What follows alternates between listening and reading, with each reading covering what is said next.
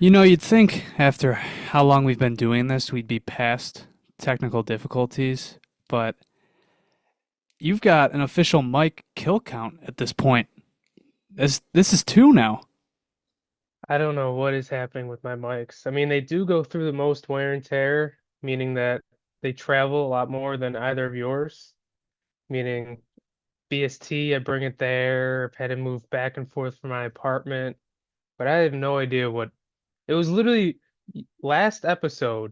You guys were witness to it. It was working completely fine, and then all of a sudden it just went to like nothing. So I have no idea what the issues are.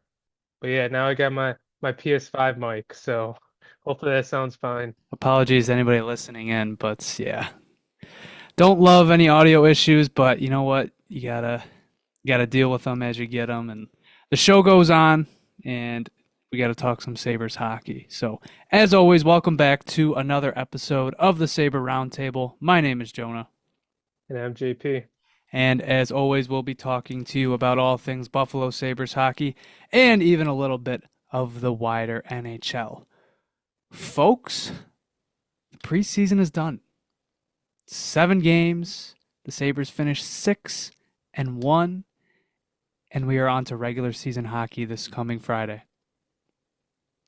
We only lost one period. I mean, we were winning leading into the last like we were that close to 7-0. We were one Felix Sandstrom away from Yeah, 7-0. basically. Yeah. But yeah, it's already here. Preseason went by quick. It did. It actually did. It usually feels like it drags on. It's probably just because I think maybe just because the squads were so separated. Like you had the NHL roster here, and then you had the kids over here, so you knew what to expect in both games. But it's also helped by the fact that they won 6 out of 7. So good stuff. But we are on to the regular season. The Sabres will take on the New Jersey Devils this coming Friday and Saturday. And yeah, and we'll be right back into it, folks. This is today's the last day of September, so by the time you're listening to this, happy October. It's officially hockey season.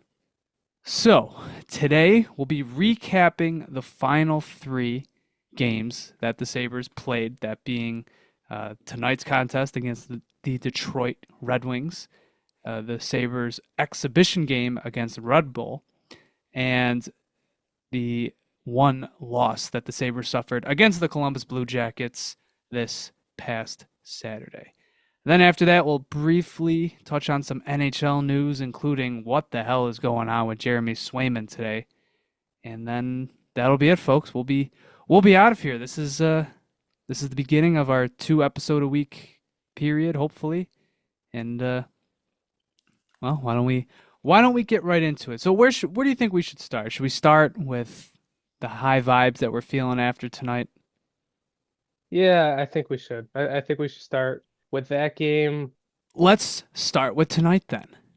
The Sabres win 4-3 in overtime versus the Detroit Red Wings, and this game will be remembered for one thing only, and that's Graham Slaggert scoring 2 goals. Yeah, that was a really nice shorthanded goal too. Put on the burners and put it in to tie the game. Like Tie the that was game, 7 minutes left in the third period. It was a big momentum shift, and then we don't need to talk about the first one. I mean, it's just goalie didn't exactly yeah. seal the post. I don't know what I don't think happened that there. was Campbell. I think that was actually Alex Lyon. But yeah, this was certainly a game of goaltending on both sides. Yeah, I forgot that Jack Campbell's Red Wings now. It's one of their additional NHL quote unquote goalies that they have.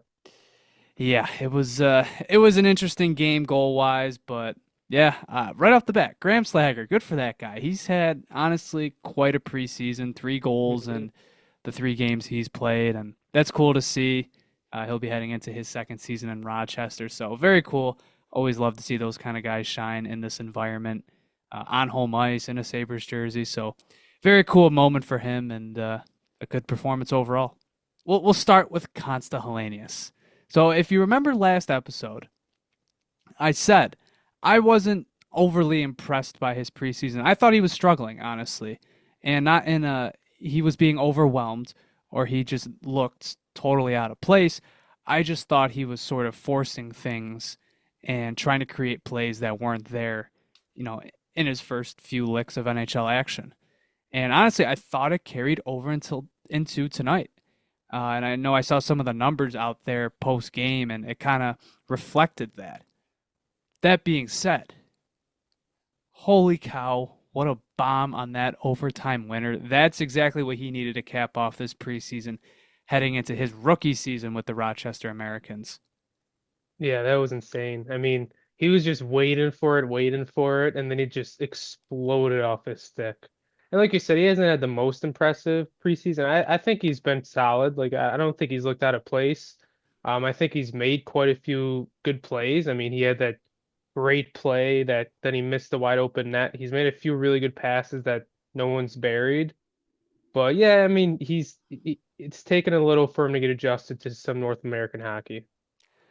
I think maybe if he hit a post in that Pittsburgh game, which was, I think, his first preseason game. So I think if he scores that, maybe things go differently. I think it was mostly just a confidence thing. Like I said, forcing plays, forcing passes, just not really getting into his zone. But obviously, you love to see that. Great way to end the preseason for the Sabres and for Constellanius. Just an absolute rip, top shelf in in overtime. Additionally, Noah Oslin once again dangerous. We'll get to him in the Columbus game, but just more of the same tonight. Dancing through the Detroit defense to draw the penalty that would go on to be the decisive factor with Constellanius scoring that goal on the power play. Just once again, I mean he is really proving, I think, why the Sabres chose him over Savoie and why I think since the World Juniors that's been a trend. I mean, he's been on another level. I don't want to say the whole time. I mean, his Allsvenskan numbers weren't anything insane, but you saw at the World Juniors, and now you're seeing in preseason action. Tonight was a lighter squad, but that 3 assist performance he had against the Blue Jackets, that was against a pretty NHL level lineup. So it's not a fluke. It's very eye popping stuff, and I think the transition to pro hockey with his size, there'll still probably be some adjustment, but he's going to be fun. He might be, with this preseason, what he showed, he might be the most excited. He might be the prospect I'm most excited to see out of that group. And there's a lot of players to be excited about. So I think that really says something. Yeah, he's just so smooth with it. It makes everything look so easy. He's a very smart player, and I mean, he's every game he does something special. And it's really fun to watch. I think most of the people were coming into this preseason looking forward to watching like Consta, Anton Wahlberg. But I think the star of the preseason was Oslin. I mean, he's just been awesome. He's gonna be so fun to watch down there. I mean, I saw a poll on Twitter after the game. Who's gonna see more games this year? Noah Oslin and or Isaac Rosen with the Sabres. Like he's impressing that much. So it's awesome to see. Awesome stuff. Awesome what you want to see. I think he probably has been the forgotten prospect just because of how kind of closed off he was in Europe, but now he's here and people are going to see a lot of him, and I think people are going to like him.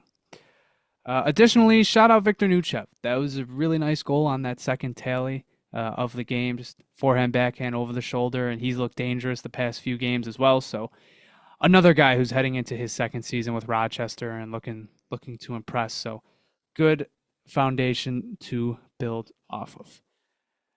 I think we can touch on the goaltending again. We can Then we can maybe just transition, maybe just go straight into the Columbus game. Felix Sandstrom. So goaltending might be an issue in Rochester this season. It will be. I got the stats for the preseason. First, before we get into the rougher stuff, Kyle Ratzlaff this preseason, he finished 30 for 30.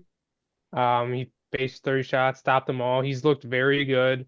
He's very impressive. It's unfortunate that he's going to have another year in the WHL, but hopefully he can really dominate down there. And then come to the AHL next year and take over that starting spot down there.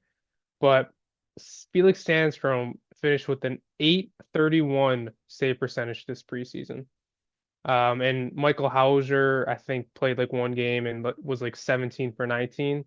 So they, as much as they have a buttload of talent down there, forwards and even defense with how Komarov and Novikov been looking, goaltending it might break them. It's not looking good. I remember when they signed Sandstrom because it was before they signed Reimer. And I remember thinking, because I knew he had been up with the Flyers and the Lehigh Valley Phantoms, I figured this was their number 3. And I was okay with it at the time because I really hadn't taken a look at the numbers that in depth. And then they signed Reimer, and then it became clear, okay, this guy's probably your 3 or maybe your 2 if they want to send Devin Levi down. But yeah, now looking back on it, I don't even know if he's your 4 because even the past few seasons, 21-22, 9-10 in 5 games in the NHL, and then a 902 in the AHL in 44 games. But the last 2 seasons, an 880 in the NHL, a .911 in the AHL, but that was only 7 games. And then last season, I mean, he was just not good. In 5 games in the NHL, he had an 823 save percentage, and then in 24 games in the AHL, he had an 884.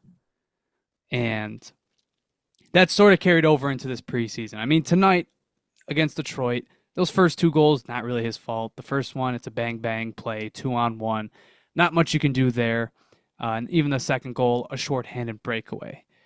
But that third goal, I mean, it was Detroit just cut middle in the very high slot, shot it at what looked like his chest, and it just leaked through. And it wasn't a very good goal. And I think that same story applied over the Columbus game where the Sabres seemingly had some control of that game. We're up 2-1. The Blue Jackets were outplaying them, but Scott Ratzlaff was up to the task. But Sandstrom comes in, and he's cold, so I get it.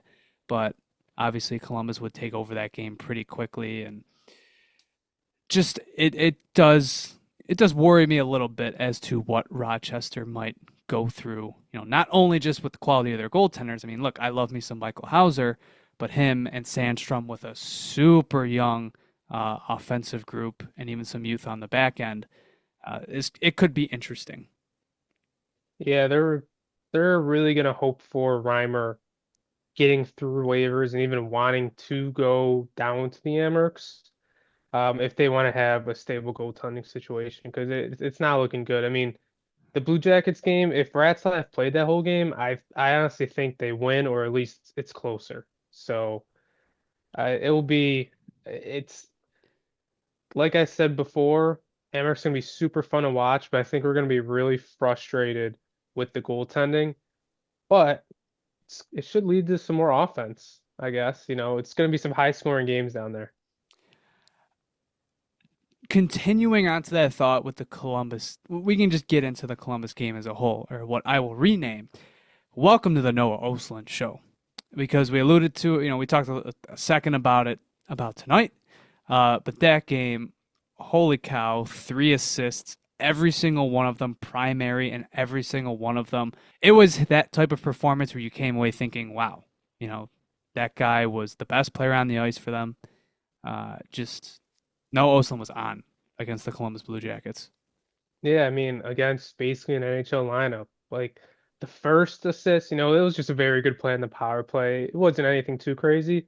But the next 2, I mean, like that a 2-on-1 and he stops and puts it behind him. And then the other one, I mean, he does like I don't even know. Yeah, it's like it's they were insane. both sort of like 2-on-1s. The second one when he dropped it to Zach Metza, I don't even know how he knew he was there. Yeah, that's I what I mean, mean. Metza being a righty on his forehand, he's more to Osland's right, and the net is to his left. It's like I don't even know how he had the awareness to drop that the way he did. Just so silky and so easy for him. And then the third one, I mean, at that point he was just flexing. Like he was just waiting for Yeah. the defender to come over to him and 360 no look to Mason Jobston, just that easy. Yeah, it was he's special. Like it's He's going to be so fun to watch, so fun to follow. And if he does, go build into his body a little more, put on some more muscle so he could keep up with the physicality, I mean, he's going to be a great player. I also think that was like the moment for Osland where like it was the first time since he's been drafted in 2022 where I feel like a lot of eyes were on him. Now, obviously, he had the insane World Juniors, but I don't think the PR surrounding him was very very high. I think you really had to been paying attention to really appreciate how good he was.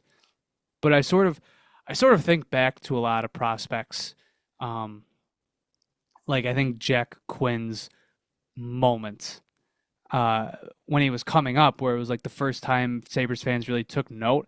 I remember it was against the Columbus Blue Jackets, and he scored a silky game winner in the shootout. And I just remember people talking about it, and that got people that really put eyes onto him. And I think Paterka, it was probably the AHL playoff run. Yuri Kulik, even in this past prospects challenge, or even farther back, going to like his AHL playoff run.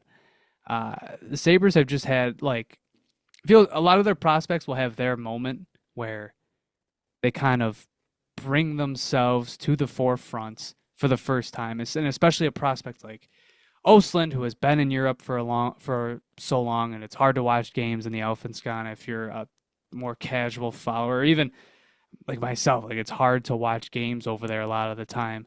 So for him to come in, have that 3-point performance in the preseason against an NHL lineup and in the fashion that he did, it was really a statement for him. So very awesome stuff there.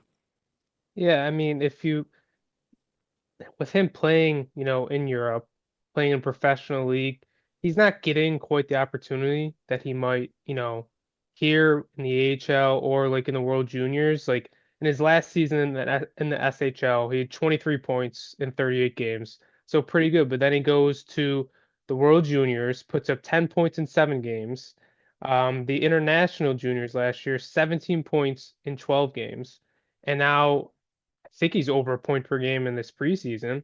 Like I think, he gets more of a chance.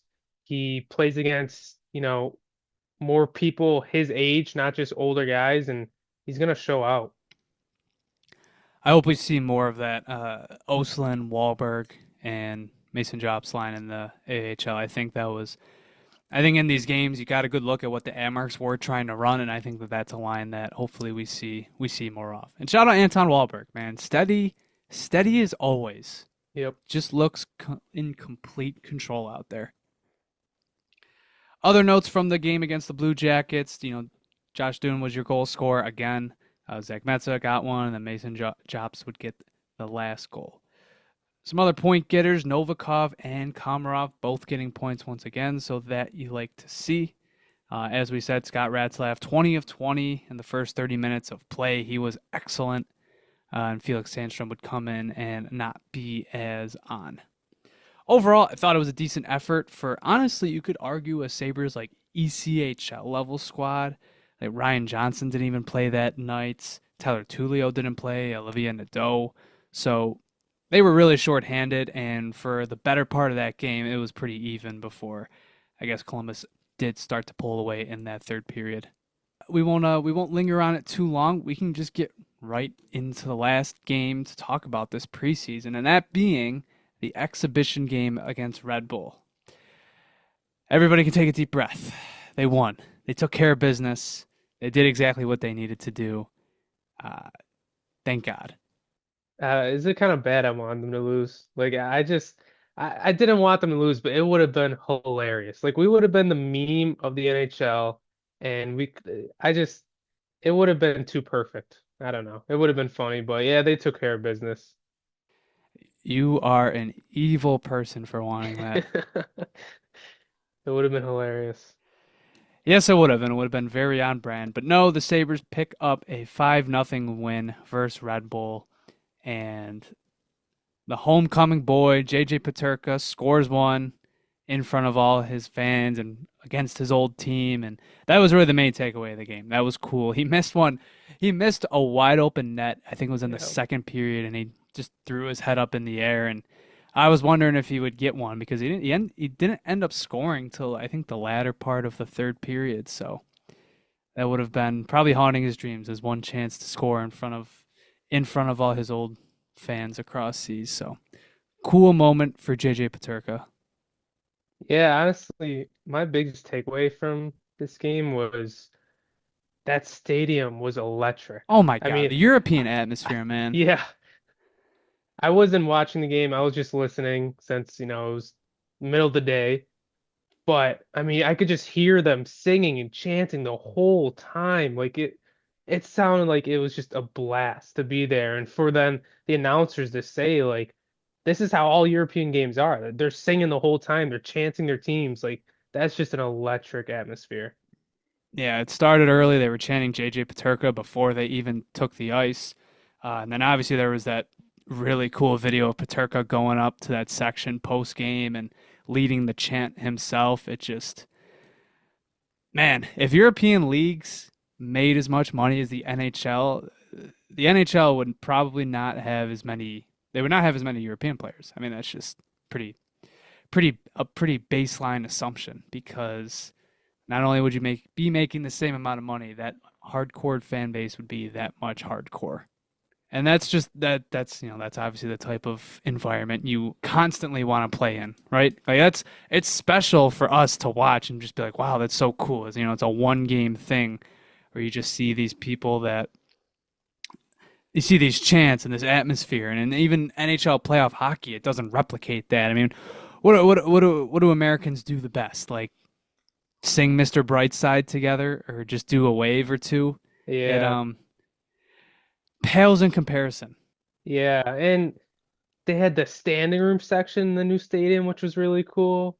Like, there's just some things that, if the NHL or just American sports in general could bring over from European sports. I mean, it reminded me of like kind of like I don't watch soccer much, but it reminded me of like a soccer atmosphere, just how crazy it was. Like, if they could bring that over, it would just be awesome. But I did think about something. I was thinking about the standing rooms, or the standing seats. The Sabres want to save some money. They could just take out a whole section of seats and they don't have to replace them and then just make it a standing I'm gonna room. stop you right there because we don't need any ideas being circulated. My God, what are you doing?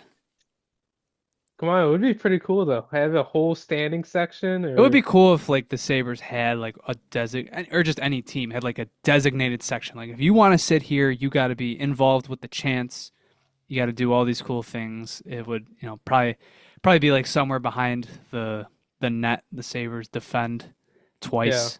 Just have like a hardcore fan section. I feel like I've seen that kind of floated out there as like something teams should do. I don't know. I feel like that would be like the best way to do it. But then again, it's hard to replicate something like that's just that type of stuff is just natural. It's years and years of culture and fan community, so it's really hard to replicate. Especially when your team, I mean, is the Sabres and hasn't been in the playoffs in 13 years. You're not going to get too many fans enthused every No, single game. don't think so. I don't think too many fans would have been too jazzed up to watch a first pairing Andre Mazzaros, Rasmus Ristolainen sending breakout passes to like I don't know Corey Tropp and Brian Flynn. So yeah, it'd be tough. Additionally, not that it really matters considering the shots were 40-17, but Luukkonen and Levi split a shutout. Yeah, they both played 90 minutes this preseason. It's kind of noteworthy to be honest. Reimer didn't play at all.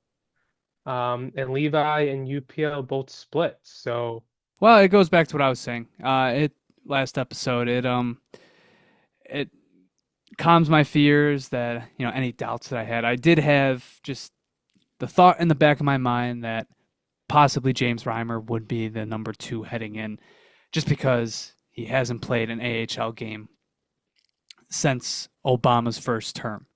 So that was my thought process, but clearly the Sabres see him as a number three, so we'll see where they go from here. Obviously, they can keep the 27-man roster through their trip to Czechia, but when they get back, they will have to assign 4 of their players to the AHL. Which, if you were to guess right now, it would probably be Kulik, Rusek, one of Bryson or Gilbert, and then presumably James Reimer.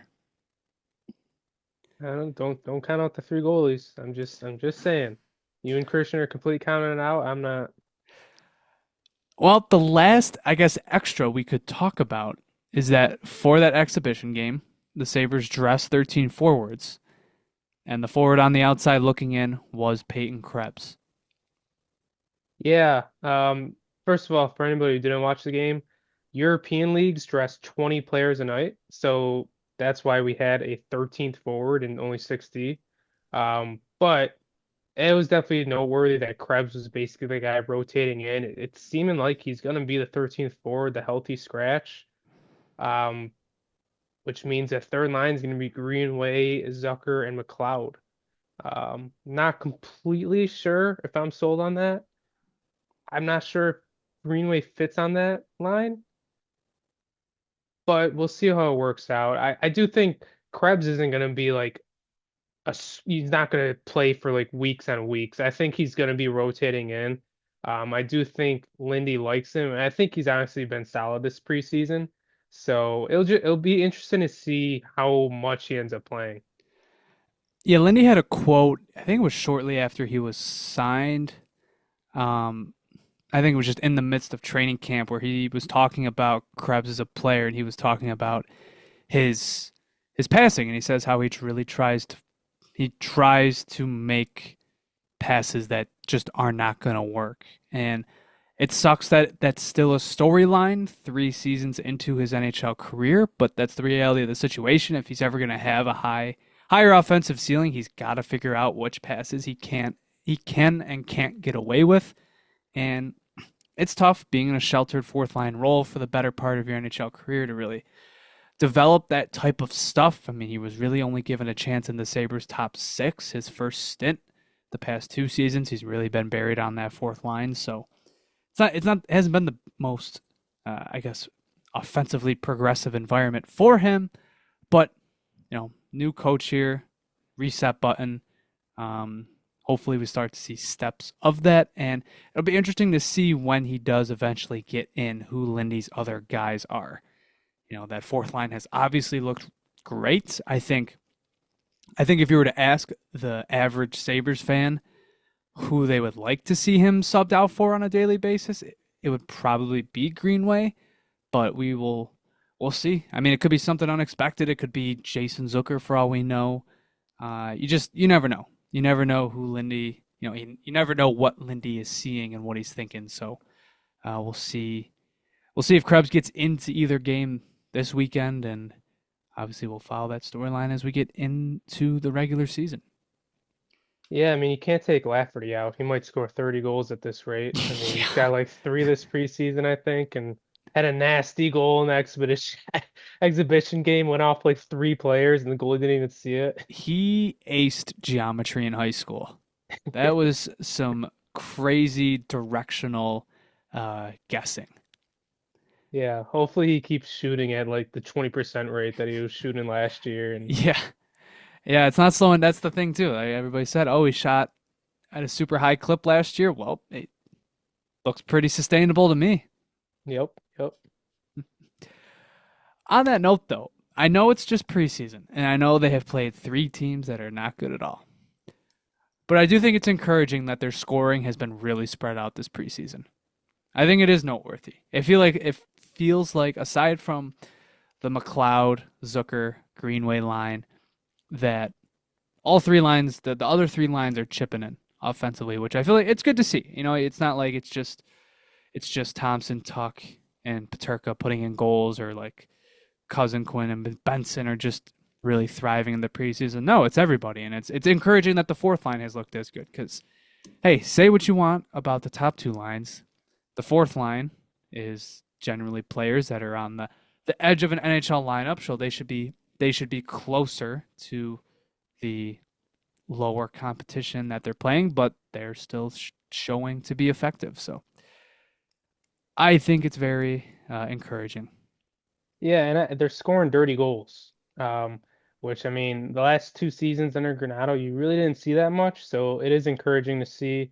I mean, that's been a storyline for how long with the Sabres that we need to score the dirty goals, get those rebounds, and so it's nice to see. We'll see if it lasts, but that's how if we want to be a playoff team, we need to be able to not just score from the perimeter. We need to break it in and break the middle of the ice and get some rebound goals. And Lindy Ruff has said at multiple points throughout this offseason that that's exactly what he has to do. He's seen the Sabres the last two seasons for what they were, which were two teams that thrived on the counterattack, the counter rushes, and scoring off the rush. They have to evolve more. They have to evolve sort of past that and beyond that, and start to get those goals that are closer to the net, the tip-ins, the rebounds, crash to the net, whatever.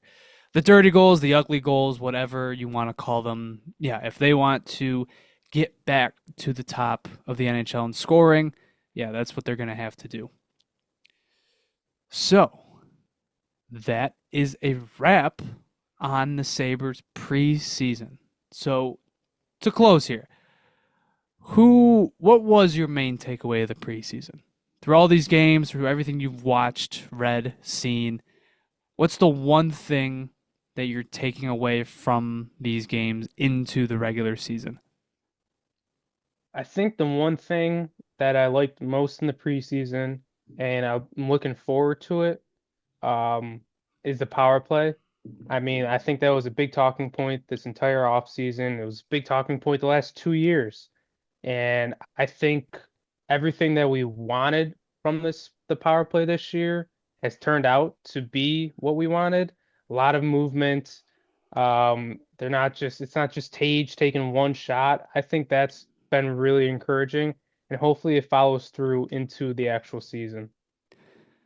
Do you have any concerns? One thing that you saw this preseason that you didn't see coming, or maybe you had doubts going in, and it was kind of confirmed. Honestly, I don't know. And maybe it's tough to say. I mean, we only played 3 games, like against all bad lineups, pretty much. I don't like. I'm not completely sold on this team. I'm not like saying we're going to be this great team, but it's like I don't see anything bad right now. Yeah, well, we are, but I can't think of anything right now, which I don't think is wrong. I mean, we faced two AHL lineups and a European team, so it's kind of tough to evaluate. So I think it's going to take some time to see if we have some weaknesses or concerns, unless you have any. So, what about that then? Do you think because they played such weak competition for 3 games in a row, and even their last game, right? Lindy Ruff was forcing them. He told them before the game, play in between the dots. Don't get used to this European ice because obviously it's going to go away. Do you think we see a sluggish 2 games this weekend? Honestly, I don't think so, just because we've been overseas where the Devils are going to be coming over. They got there today. They got there today. So they have 5 days. I guess they'll still be adjusted. I don't know about sluggish, maybe a little sloppy. I could definitely see sloppy, but I would expect that from both sides, to be honest. I don't know. I don't know if the Devils. I don't know how they deployed their groups. If they saw more NHL competition. I don't know. I think. Look, I've said this. If the Sabres, worst case, if they go 0-2, like I'm not hitting the panic button, unless they get blown out both games. But if they look super sloppy and everything just kind of looks all over the place, I'm not going to push the panic button if they go 0-2. It is what it is. And I think it's for those reasons exactly. It was a unique preseason. It was a quick preseason for these guys. And it wasn't a very challenging preseason for these guys. And their last game was on European ice. So I guess that's my warning. Like don't freak out if these games don't go the way that you want them to right away. Just keep a level head. There's a lot of moving parts this preseason.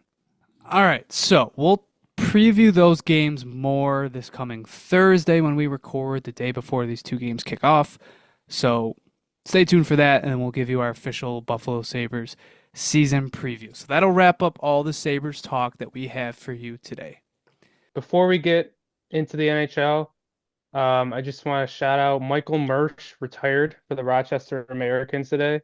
Been the captain since what, 2020?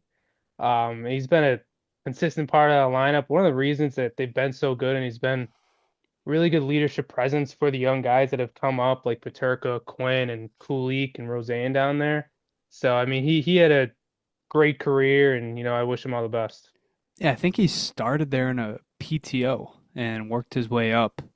So awesome story, and yeah, he had an awesome little career with the Amerks there to kind of cap off his hockey career, and yeah, he was really reliable for them. Sounded like he was a top-notch dude, and hopefully the Amerks can bring him back in some sort of development role. So appreciate the shout out towards Michael Mersch, and as we saw from Josh Doon, and even I saw Brett Murray this past weekend, his on one knee goal on the power play, it's become commonplace. I was just gonna say we're gonna miss those power play goals for Michael Mersch.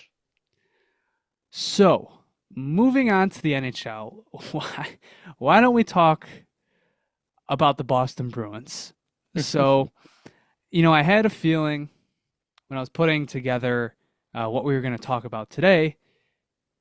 I just had it was last night. Usually there's news dumps on Mondays. I had a feeling there'd be stuff to talk about today. I didn't think it would be this. I did not think it would be the Boston Bruins essentially going nuclear on the contract negotiations with Jeremy Swayman. What the hell are they doing? I have no idea. This is just gonna end so badly. Like I can't see this ending good now. Like I don't think I've ever seen a team come out and say that about a player that, oh, he has 64 million reasons to play for this team right now. I don't Like, think that's insane. I don't think I've ever seen it in a sport like the NHL because it's so closed off. You barely hear anything. Other sports, it does feel very theatrical at times. Stuff like this, I mean, just is not commonplace. Let this be a warning. Doesn't matter who the player is. Obviously, Jeremy Swayman is a star, but it does not matter whether it's Victor Olofsson or whether it's JJ Paterka. If you go through arbitration with a player, that player is not going to stay with your team long term because those meetings, those hearings are ugly. It involves lawyers. You're making a case against a player. You have to explain to a third party why this player doesn't deserve the money they're getting. And Swayman has been on record as saying this offseason that arbitration hearing back in, 2021, where he got that bridge deal, opened his eyes. And that gave him the experience as to what the NHL is like as a business. And now he wants his paycheck. Yeah, it's just these arbitration, you see so many teams settle beforehand because they don't want to go through it. I mean, the Sabres did that with UPL.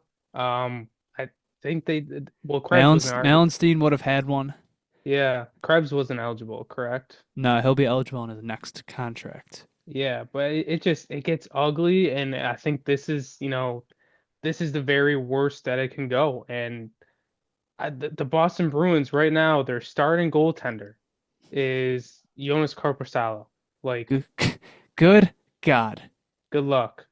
I mean, we joked about it in our Bruins preview episode, but how it would probably just because it's the Bruins, it would work. But on paper, holy shit. Like that cannot happen.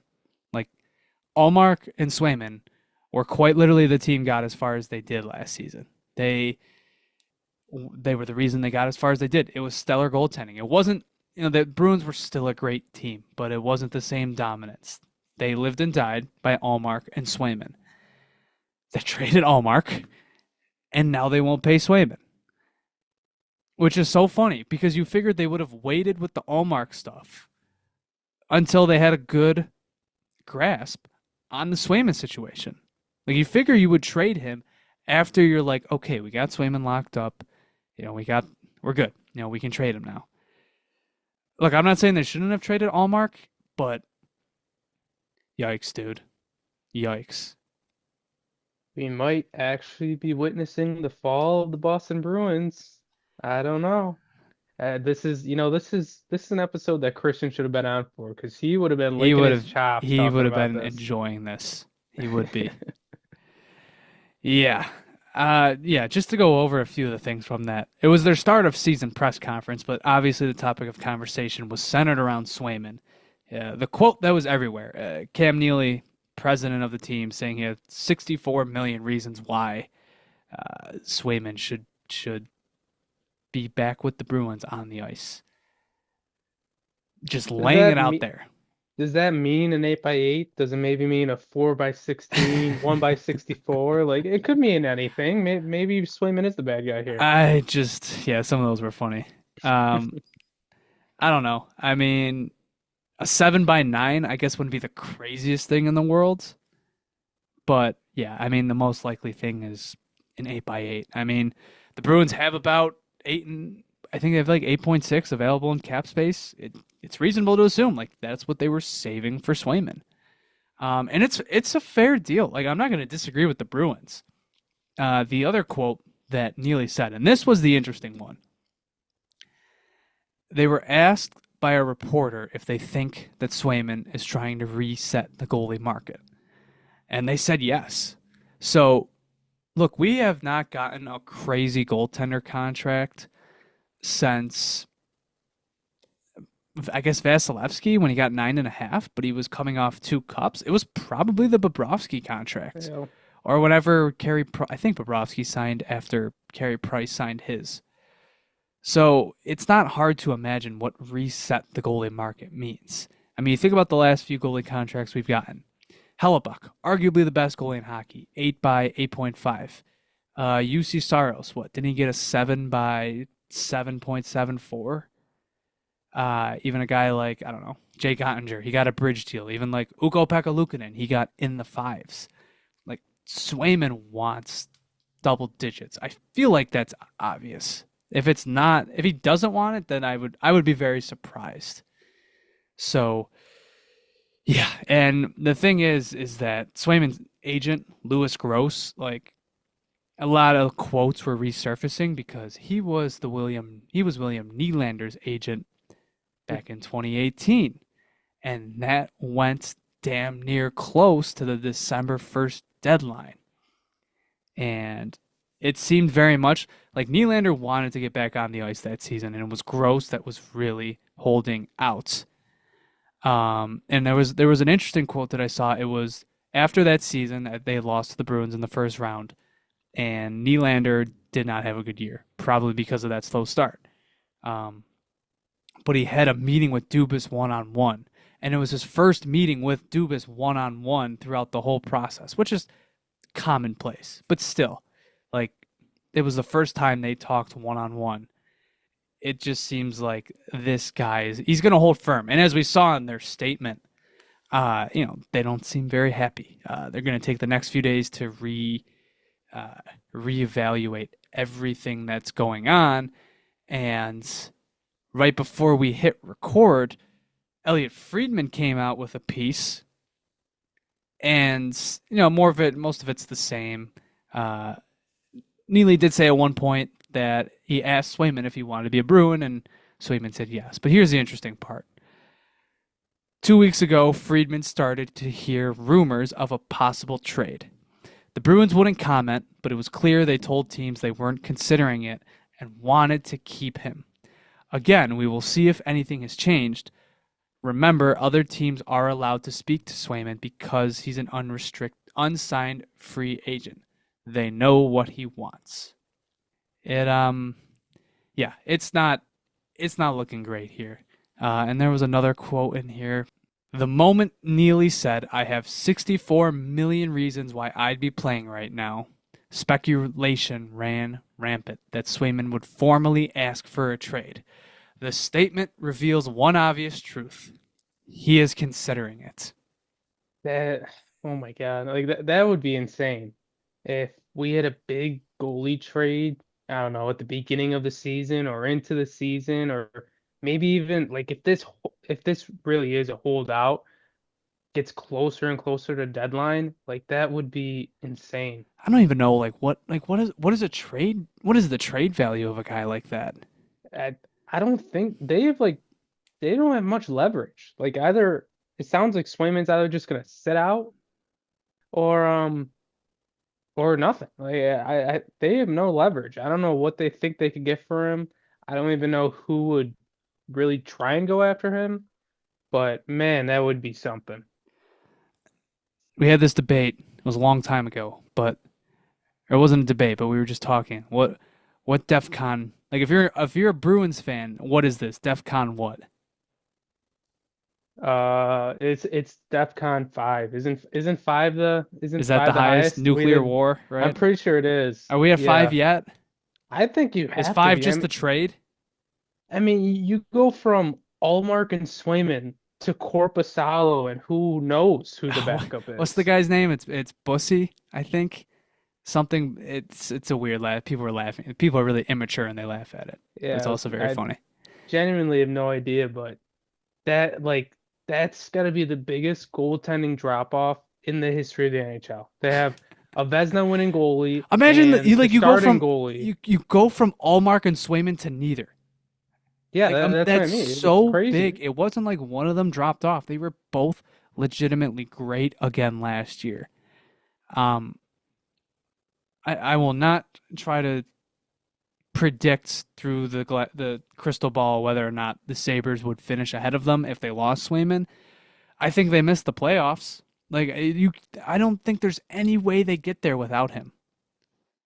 No, I mean it's been the last 2 years. I mean even their huge game where or their huge year where what they put up what 115 130 points. 134 Jeez, points. I was way off. Yeah, That was the Omar Vesna year. Like their goaltending has carried them these past few years, and it's just I don't know what they will be without that. Because we've said even last year their team isn't that impressive, but you add in the goaltending and it carries a lot. Their center spine last year was awful, but they still got it through. So I it's oh, this is this would be a big shakeup in the NHL, to be honest.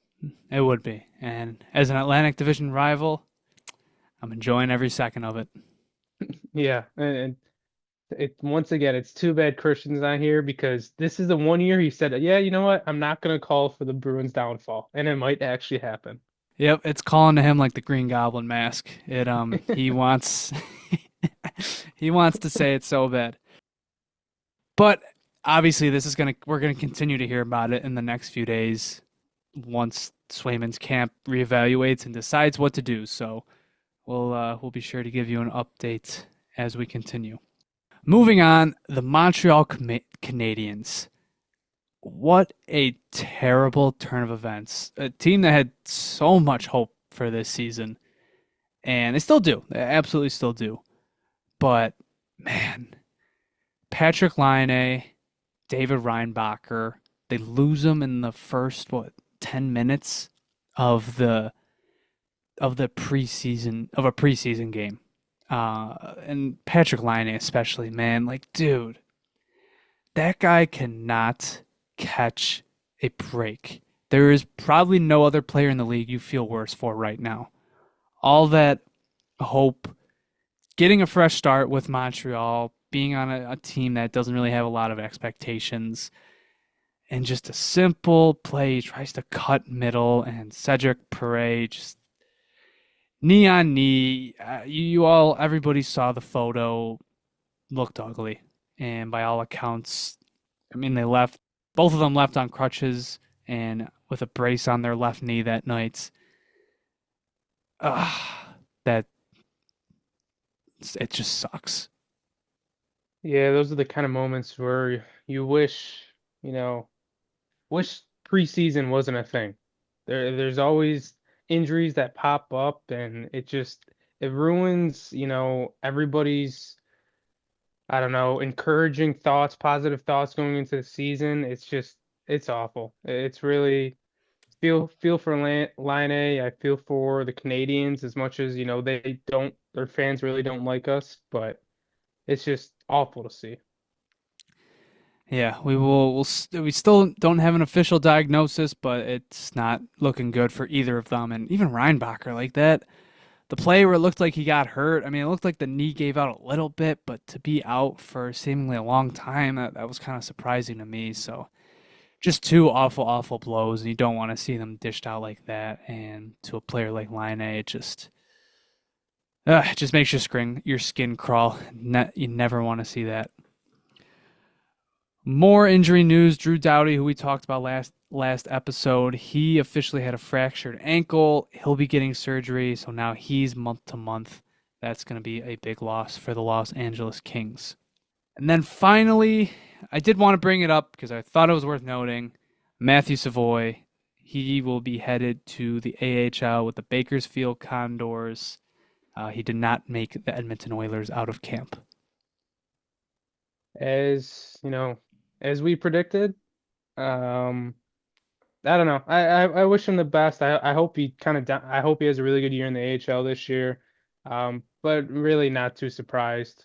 I saw that his analytics weren't the best this preseason. I know like last year his small sample size looked really good, but I know he kind of had a rough preseason. Credit to 23 Sabres on Twitter, Aaron, for putting together this tweet. In his 4 preseason games, Matthew Savoie had 1 secondary assist, a 20% goals for percentage, a 41% expected goal share, and a .61 individual expected goals per 60. Just not great stuff, but look, if you can go back to our episode about the trade. He was always going to end up in the AHL. I checked their Yep. lineups. He never got a look with McDavid or Draisaitl. He was only on the third or fourth line. And I saw a few clips of him uh, weaving through to the fence at some points, making a few nice moves. It look the I'll say it said it before. I'll say it again. The potential's there. It was not going to happen this season, and B, he's not that type of prospect where it's look he's heading in to his D+3 season. Um, he still needs time to adjust, and it sucks. I don't want to say he lost a year of development, but he didn't play in the league that he probably should have last year, and that's through no fault of his own. But it's the reality of the situation, and hopefully Edmonton has a good uh, system set up for him in Bakersfield, and I'm sure we'll see him. He'll probably be on the Oilers at some point this year. Hmm. It just it is what it is. He wasn't going to make that team. There was just no way. Yeah, all the Oilers fans, right after the trade, saw a lot of mock lineups and a lot of pipe dreams saying that Savoy's going to come in and be on their third line or even second line. Yeah, It they was had him just, like playing with Draisaitl. It's like, yeah, guys. You settle could do down. that, but I don't want to hear that that this is the best forward group ever assembled in the Cap era, like they've been throwing around. Yeah. I don't know. Like I said, I have no ill will towards Savoy. He's a very electrifying prospect, very fun prospect, but he needs time to adjust, and I'm sure we'll see a lot of him in the AHL this season. So hopefully, I will never root against the prospect's downfall, but I will take a victory lap when I'm right. So, I think that's going to wrap up this episode. Thank you very much for listening or watching on YouTube. If you want to follow us on Twitter, you can follow us at the Sabre Report. You can follow us on Instagram and TikTok at the Sabre Report. Subscribe to us on YouTube. Be sure to like, share, and subscribe. If you want updates of the pod, you can follow us at Sabre Report Pod. It was a rough loss this week, but stay tuned. The Buffalo Sports Talk podcast will definitely be coming out with another episode this week. I believe JP is joining them to discuss the disaster that was the game against the Ravens this week. So be sure to go give those guys a listen. Yeah, I believe we are recording Wednesday night, and so will release Thursday. And that might be an all-time episode because I think things are going to get heated. Some of those some of those guys over there are very, very upset about the game, and I'm over Those here. I'm just chilling. I'm all right. ungrateful bastards. I had to Yeah, hear, we heard for a full week how, the Jacksonville Jaguars game, which was unbelievable. They were unreal. The vibes were high. Everybody was feeling great. It was one of the best wins of the Josh era. Even the Buffalo Sports Talk pod, all the BST guys pumping the tires of the Bills, and one bad loss and off the wagon. yeah, it's They don't over. know they don't know how good they have it. No, it's literally the first loss by more than a touchdown in 3 years, and we are losing our collective minds. Like, what are we doing? It makes no sense. I mean, the Sabres, they have a bad game. It's just another day. It's just another day. We'll lose. You know, Cut Carter. What? No, no. What am I thinking? Oh, Eric Comrie will let in 10 goals against the Dallas Stars, and oh, that's just another day.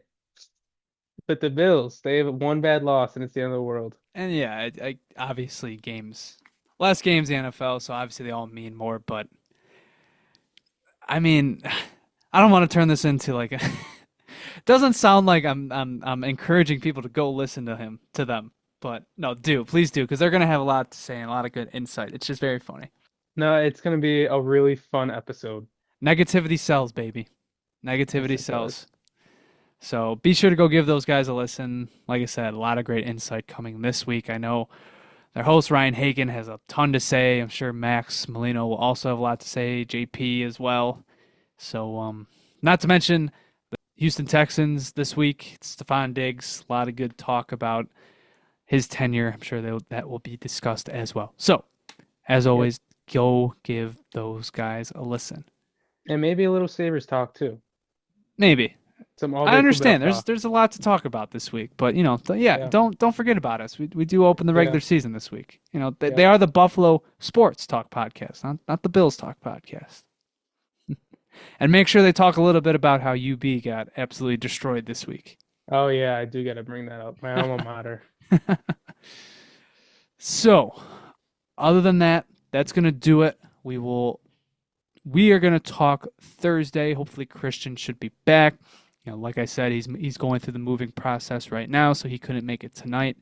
But we will talk this Thursday, our official season preview episode heading into the NHL regular season. This dude moved into his apartment, doesn't have a mattress, doesn't have anything else set up, and he's had the apartment for what, 2 weeks now?